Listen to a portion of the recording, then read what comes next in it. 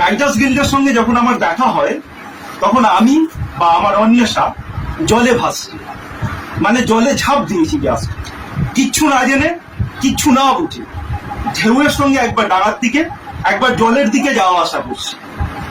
আমি ঠিক এখনো জানি না এখনো ঢেউয়ের সঙ্গে ডাঙা জল করছি, নাকি একেবারে জলে ভেসে চলে গেছি, নাকি ডাঙায় উঠে কোথাও থিতু হতে পেরেছি। লীলা মজুমদার বলেছিলেন, ক্ষীরের পুতুলের গোড়াতেও ক্ষীর, শেষেও ক্ষীর, মানে যেখান থেকে যেটুকু নেব সবটাই ক্ষীর, ওইখানে অন্য কোনো পদার্থ নেই। রাইটার্স ওয়ার্ল্ডও ঠিক যেটুকু সময় কাটানো যায় ততটুকুই মধু।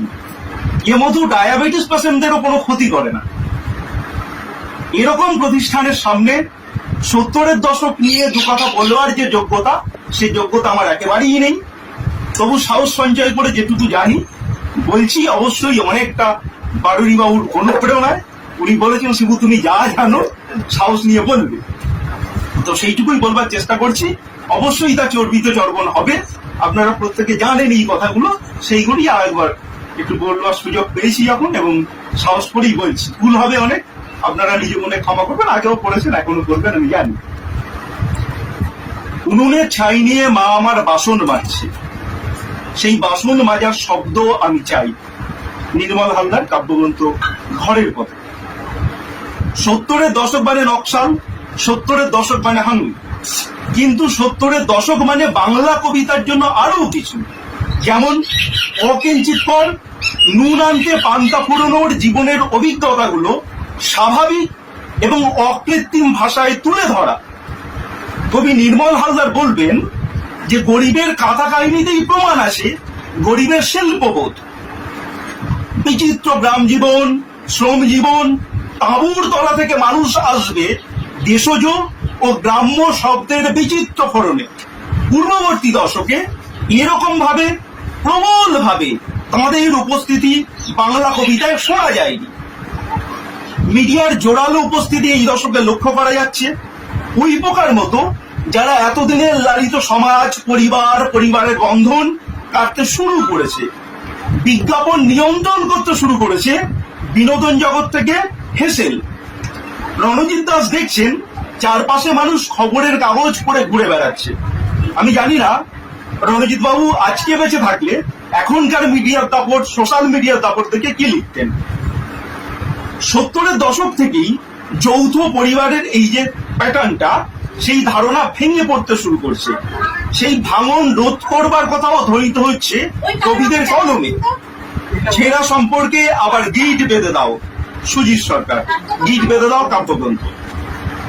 ভাবি আমার স্ত্রীর কথা, ভাবি সন্তানের কথা, প্রতিবেশীদের কথাও ভাবি, দেবদাস আচার্য, কাব্যগ্রন্থ মোহ।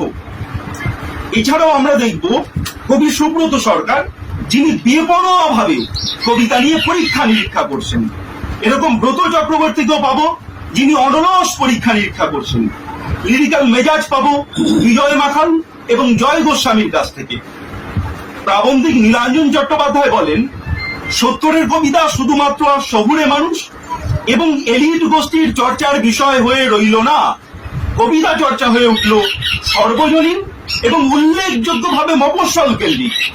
যদিও আমরা দেখব শেষ পর্যন্ত মফস্বলের গণ্ডিতেও আটকে না থেকে গ্রামে গঞ্জে এর ঢেউ আছড়ে পড়ল।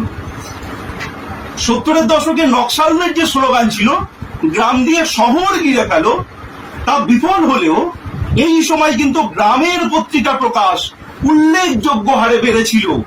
ফলত কবিতা চর্চা বা সাহিত্য চর্চা উল্লেখযোগ্য হারে বেড়েছিল বলেই সাহিত্যে এত বৈচিত্র্য।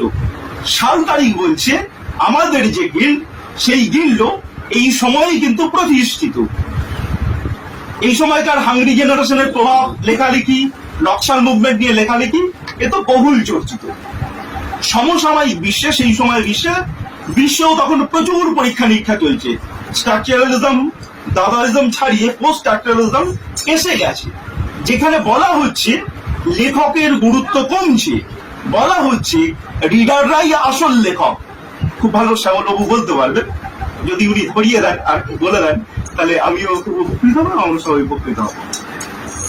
সেই সময় আমাদের সাহিত্যে সেই সময় আমরা দেখছি সমাজ মনস্কতা বাড়তে দেখছি।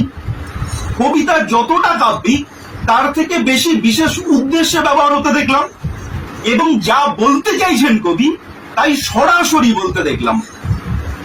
কিন্তু সেই সময় আমাদের পাশের দেশে মুক্তিযুদ্ধ চলছে, যা আমাদের দেশের সব রকম সাহায্য এবং বিপুল জনসংখ্যার দায়ভার নিয়ে আর্থিক সমস্যা থেকে সামাজিক ও নানা রকম সমস্যার মুখোমুখি হতে হলো আমাদের দেশকে, বিশেষত পশ্চিমবঙ্গকে। তার সঙ্গে জাতিগত টান তো আছি, তবু আমাদের সাহিত্যে এই যুদ্ধ, এই সমস্যা সেই দশকে কেন তেমন করে ধরা দিল না, সেই নিয়ে আমার কিন্তু একটু বিস্ময় রয়েই গেছে। নমস্কার।